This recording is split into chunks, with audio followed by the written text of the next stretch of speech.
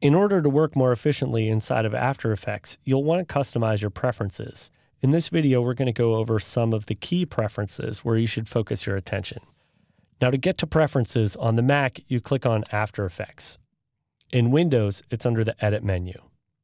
Now I'm going to go to After Effects, Preferences, and choose General.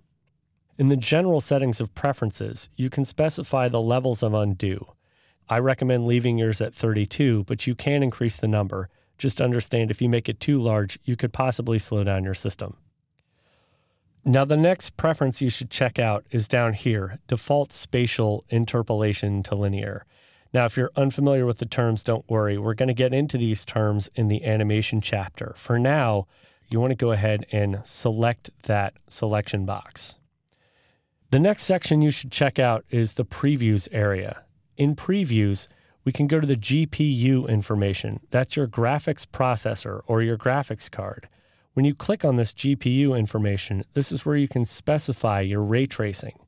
If your system has a supported graphics card, you can change your processing to GPU, and that'll definitely speed up your workflow. On occasion, if you have it set to GPU and you notice After Effects acting strangely, you might want to just change it back to CPU and see if that fixes your issue. I'm going to go ahead and click OK. Down here at the bottom, you can change the duration of your audio preview. Typically, I find 30 seconds works perfectly well for me, but if you work with longer footage, you may want to increase this preview. In the display section, I want to go ahead and enable hardware acceleration for the composition layer and footage panels. If your system is particularly old, you may not want to select this option, but for most modern systems, this will definitely help speed up your workflow. In the import section, if you work a lot with stills, you can specify the length of that still. I leave mine set to the length of the composition, but let's say you're importing 50 stills to do moves on, and you only want them to be on page for about 4 seconds apiece. You can just go ahead and change the duration to 4 seconds, and then when you import, everything will already be trimmed in terms of its length. Now we don't need to worry about output or grids and guides. Labels just allow you to choose specific color codes for the kind of footage that you're working with. For example, any video file I have color-coded to aqua. So if you look at layer 3 here, that's a video file and it's color-coded to aqua. If you like using color coding in your day-to-day life, you may very well want to change some of these preferences. Should you decide you want to change a color, you can just go ahead and click on the pull down and choose one of the preset colors.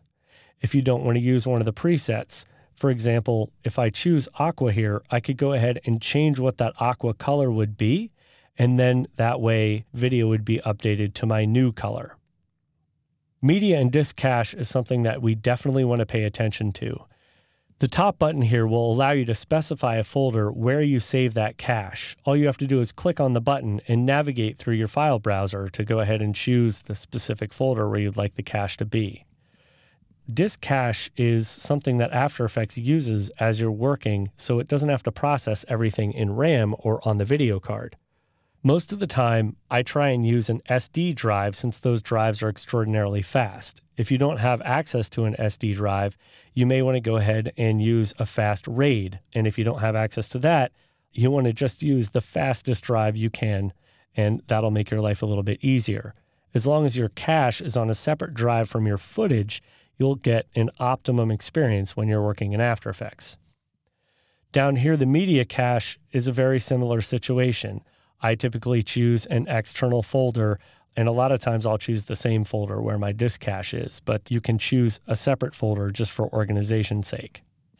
On occasion, as you're working in After Effects, you'll notice things function kind of strangely, and a lot of times you can fix that just by emptying the disk cache.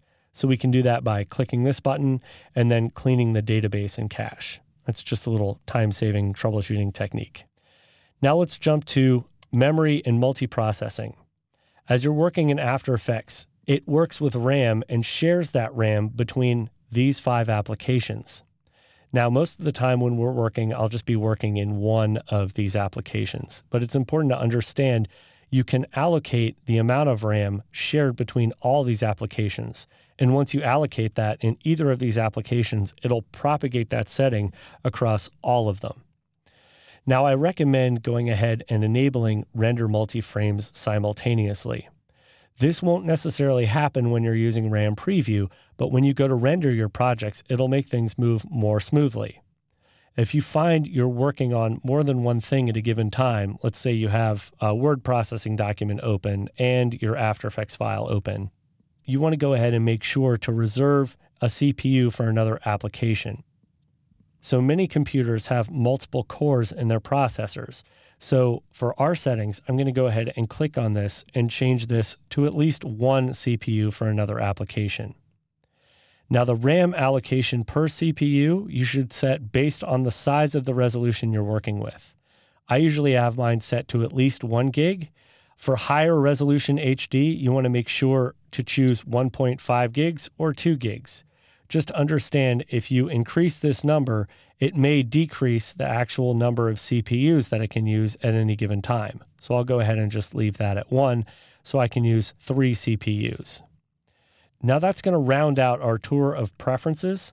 I'm just going to show you one last thing before we go. If we go to the General section, down here at the bottom, we can click this button to show our preferences in our file browser. Since I'm on a Mac, it'll show me in the Finder. In Windows, it'll show you in Explorer. When you click on this, After Effects will show you where the preferences live on your system. Should you decide you ever need to throw away your preferences, you can go ahead and do that from your file browser. Now we can go ahead and click OK since we have our preferences set up and we're ready to continue working inside of After Effects.